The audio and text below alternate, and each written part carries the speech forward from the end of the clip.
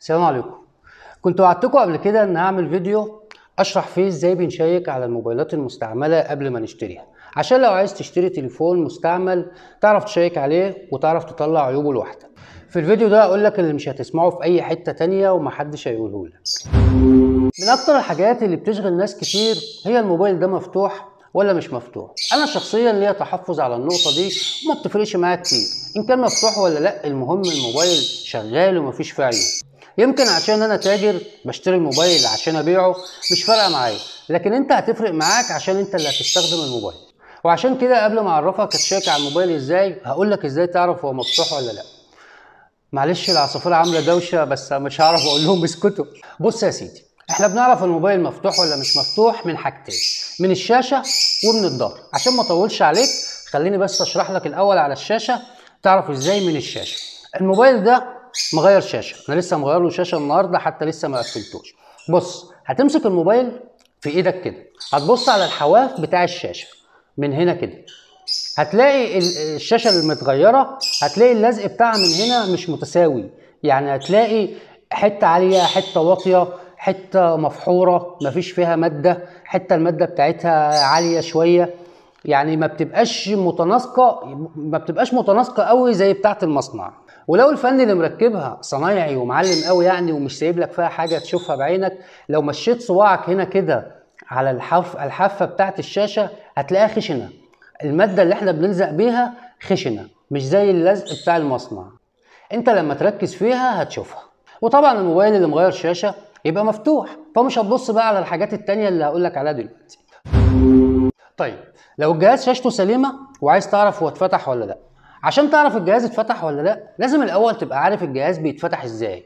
وقبل ما اعرفك او قبل ما اقول لك هتعرف ازاي لازم اعرفك ان الموبايلات نوعين، في نوع الظهر بتاعه بيبقى ضغط بيركب كبس، والنوع التاني الظهر بتاعه بيتلزق. ده الظهر الكبس، هتفكه بضفرك اهو كده بيتفك خالص اهو، مشي ضفرك تحته كده وهتفكه طلع معاك. طيب فكينا الظهر، هنبص بقى على ايه؟ هنبص على المسامير. زمان ايام التليفونات الزراير كنا بنعرف التليفون اتفتح ولا ما اتفتحش من المسامير. التليفون اللي اتفتح بتلاقي المسامير بتاعته متخربشه والمفك معلم فيها.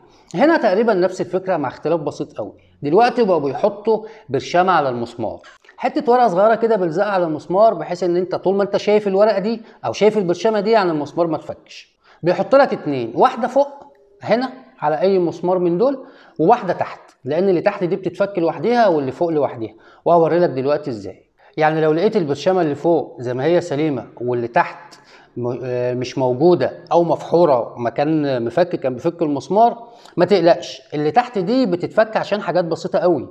يعني بص ليك معايا كده، هات الجفت افكلك دي عشان اعرفك دي بتتفك ليه، عشان حاجه سهله خالص. بتتفك اللي تحت دي عشان لو الجهاز هيغير سيكوت شحن اهو، ده سيكوت الشحن، وده المايك تحت الجلده دي اهو سيكوت الشحن والمايك والجرس اهو في العلبه البلاستيك اللي بتبقى فوق في الغطا. الجهاز بيتفك من تحت عشان الثلاث حاجات دول، الجرس او سيكوت الشحن او المايك، حاجات بسيطه وما تعبش الجهاز. اللي فوق دي بقى بتتفك لما يكون في شغل في الايسيهات او شغل في البورده، لان البورده هنا، وبتتفك برضه عشان لو جت تغير شاشه، لان فلاتة الشاشه تحت وفلاتة البطاريه، عشان تشيل فلاتة الشاشه او فلاتة البطاريه لازم تفك دي، وطبعا لو هتشتغل في البورده لازم تفك دي. اما بقى الجهاز اللي ظهره ملزوق فمش هتعرف تفكه، طب هتشيك عليه ازاي او تعرف اترفع قبل كده وتفك ولا ما تفكش؟ زي الشاشه بالظبط، لان هو بيتلزق بنفس طريقه الشاشه من الماده اللي حواليه، او ممكن يكون مرحل من ناحيه شويه، جاي كده شويه جاي كده شويه، مش مظبوط في مكانه بالظبط، او حتى لو مظبوط هتعرف من الماده اللي حواليه، هتمشي برضو صبعك عليها هتلاقيها خشنه نفس طريقه الشاشه بالظبط. كده انت لما تمسك اي موبايل في ايدك هتعرف هو مفتوح ولا مش مفتوح. تعالى بقى اقول لك تشيك على الموبايل ازاي. كل الكلام اللي هقوله لك دلوقتي كنت قلته في فيديو قبل كده، بس مش مشكله نقوله تاني. اول ما تمسك الموبايل في ايدك هتبص عليه مفتوح ولا مش مفتوح زي ما قلنا من شويه. بعد كده هتفتح الاعدادات بتاعه الجهاز وتدخل على حول الهاتف، هتبص على مواصفات الجهاز واسمه وهتشوف كل حاجه عنه، المعالج، مساحته، رامه، كل حاجه عن الموبايل هتلاقيها في حول الهاتف. بعد كده هتنزل ستاره الاشعارات، هتشغل الواي فاي والبلوتوث. مهمه قوي تنورهم، يعني البلوتوث ينور معاك والواي فاي، عشان لو فيهم مشكله شغلهم مكلف قوي، شغل ايسيهات وغالي، فحاول تتجنب النقطه دي. لازم تشيك على الواي فاي والبلوتوث.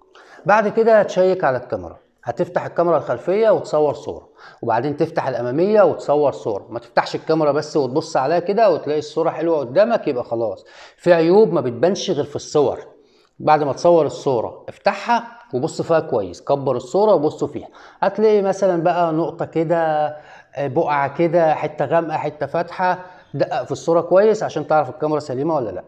وبعدين هتشيك على الصوت بقى وسماعه المكالمات والمايك. طبعا هتحط شريحه في التليفون تعمل مكالمه عشان تجرب المايك وسماعه المكالمات، وكمان تجرب الشبكه. وما تحطش شريحه واحده، لو الجهاز فيه شريحتين، وغالبا كل الاجهزه دلوقتي بقت شريحتين، جرب الشريحتين، عشان في اجهزه بيبقى فيها مشكله او فيها عيب بتشغل شريحه واحده. بعد كده هتشيك على البطاريه، هتفتح الكاميرا على تصوير الفيديو وسيب الجهاز يصور فيديو مثلا دقيقتين.